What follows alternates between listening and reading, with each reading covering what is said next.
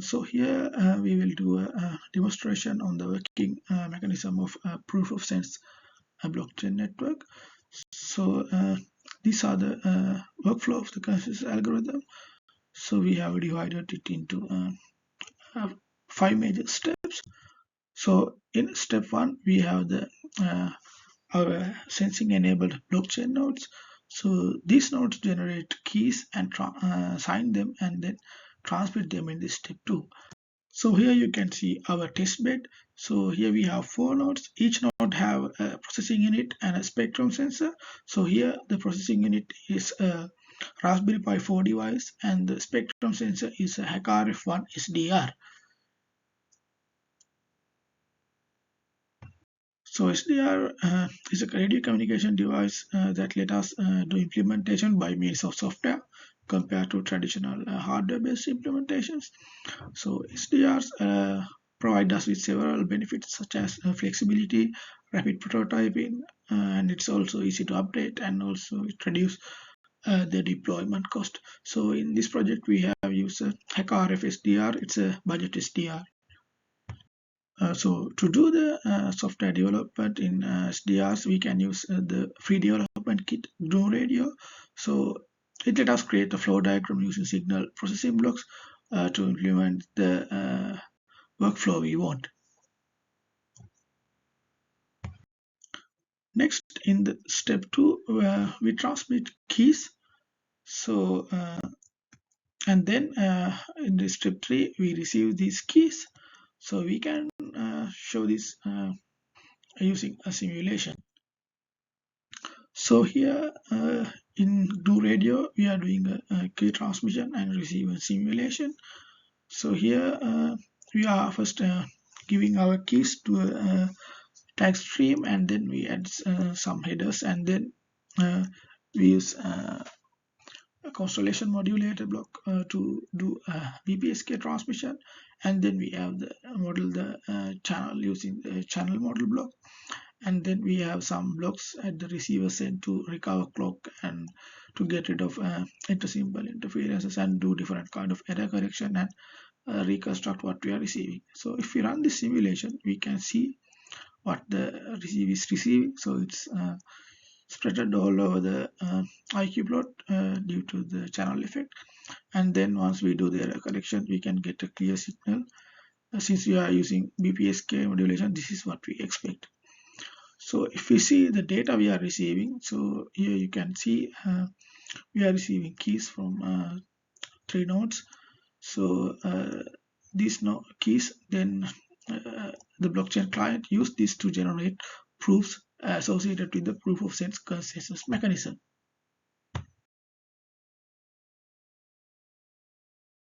And here you can see the blockchain client running.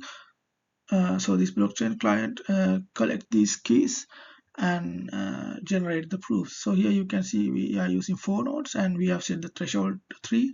That means only 3 keys is enough to create the next block.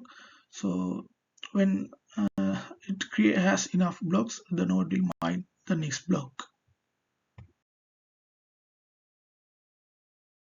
So in the next step, we generate the block. So to generate the block, we need certain data such as the proofs associated with the key recovery and also the spectrum data we collected. So here we have some spectrum data we collected while also collecting the keys. So these are exported as CSV file. So here we can see we have certain frequencies and the power level activities for certain bands. So we can process this data to make meaningful decisions using this spectrum data.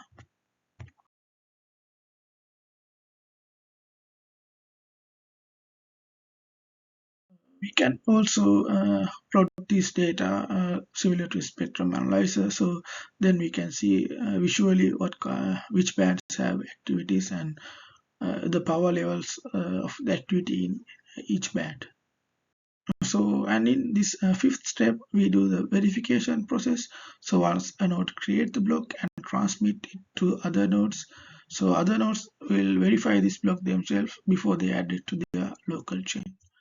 So here we are doing the verification process using an elliptic curve based serial knowledge proof following the Snow scheme. So here prover collect multiple keys and generate a final key A. So this so in the verification process we need certain parameters. So the prover generate these parameters and add these parameters in the block, and once other nodes receive this, so they have the necessary parameters to generate the verification. So then they can verify whether the node actually collected these keys, and if so they can add the block to their existing chain. So here we have used a proof structure to represent these proofs, and then when we node mine the block, it can add these proof data to the mine block, and once a node receive it, it can do these verification steps and verify whether the proof is correct.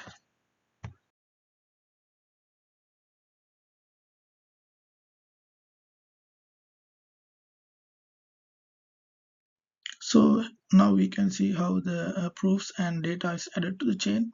So here we have a chain with two existing blocks. So if we continue this program now,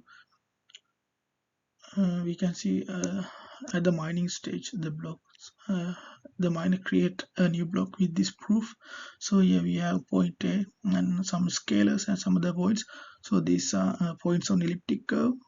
So here we have used K256 crate in Rust for elliptic curve operations. So if we continue from here, then at the verification stage we need to derive 4 other points, and then we need to do pairwise matching according to the Snow scheme. Then we can conclude that this proof is in fact correct. So if we continue from here,